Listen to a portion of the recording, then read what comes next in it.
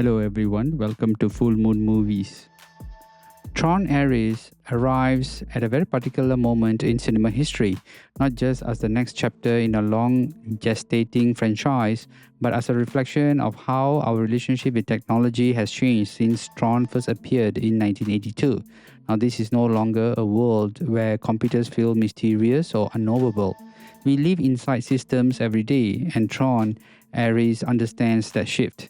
Rather than trying to recreate the shock of discovery or nostalgia of return, this film positions itself as an experience, something to be entered, absorbed, and felt. From its opening moments, the film makes its intentions clear. This is not a Tron film that prioritizes atmosphere, movement, and sound. The grid has evolved, no longer a clean abstraction, but a living, breathing environment that feels closer to our modern digital ecosystems. The visuals are bold yet controlled, and the production design leans into scale rather than excess. In 4K, the world of ARES feels expansive and tactile, with neon geometry balanced by shadow and depth, making the Steelbook presentation feels less like an upgrade and more like the format the film was designed for. Jared Leto's ARES is introduced not as a traditional hero or villain, but as a construct searching for definition. His presence is intentionally restrained, almost observational, and the film allows his journey to unfold gradually rather than through exposition with heavy storytelling. Now, this approach aligns well with Tron's broader themes, identity, purpose, and the blurred lines between creator and creation. Supporting performances, particularly Greta Lee's human world counterpart, provide emotional grounding, ensuring that the story doesn't drift entirely into abstraction. Now, what stands out is how Tron ARES approaches character differently from its predecessors. The original Tron thrived on concept and novelty, while Tron Legacy leaned heavily into mood and style, using music and imagery as emotional shortcuts. ARES, on the other hand, feels more contemplative. It doesn't rush to define its characters through grand arcs, but instead it lets them exist within the system they inhabit. This may feel understated to some viewers, but it suits the film's reflective tone. Visually and sonically, the film is where it truly excels. The score by Trent Reznor and Atticus Ross pulses beneath the imagery rather than overpowering it, creating a rhythmic undercurrent that enhances immersion. Action sequences are cleanly staged and easy to follow, with light cycle chases and digital confrontations that feel fluid rather than chaotic. On a home theater setup, especially in Dolby Atmos, the sound design becomes a key storytelling element, reinforcing the sense that this world is alive and responsive. And this movie is best seen if you have an OLED TV.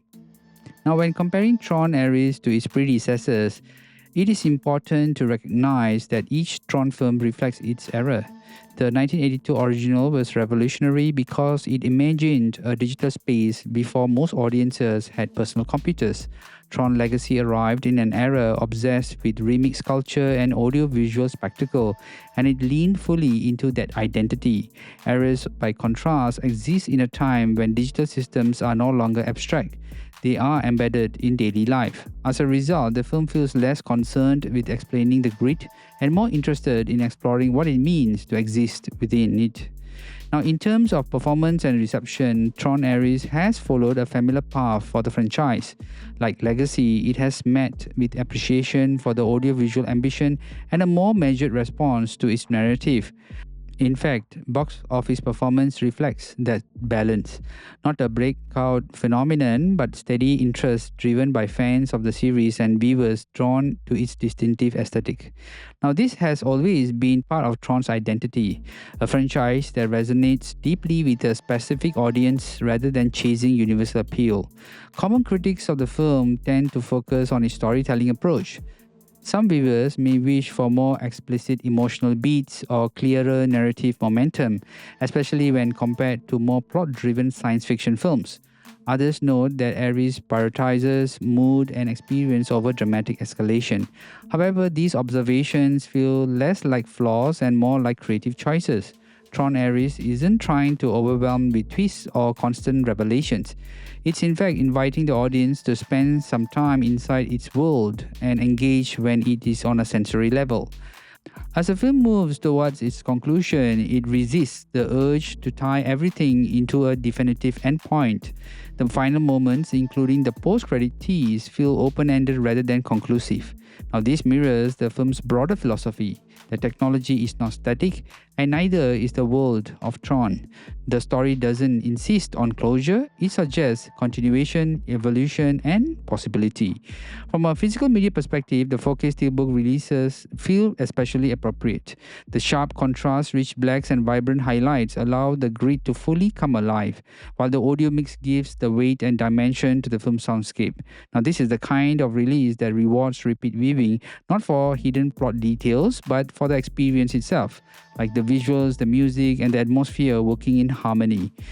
So, seen as part of the Tron lineage, Tron ARES fits comfortably as a modern extension rather than reinvention. It doesn't try to replace what came before, nor does it rely solely on nostalgia. Instead, it reflects a franchise growing alongside its audience, acknowledging that the digital world is no longer a distant frontier, but a space where we already inhabit. As a 4K Steelbook unboxing and viewing experience, Tron ARES is best approached the way the film itself intends, not as a checklist of narrative expectations, but as a cinematic environment to step into. For fans of the franchise, visual world building, and immersive sound design, this release offers a compelling reason to return to the grid once more, reminding us that Tron has always been less about where the story goes and more about how it feels to be inside it. Now, this movie is a must-watch.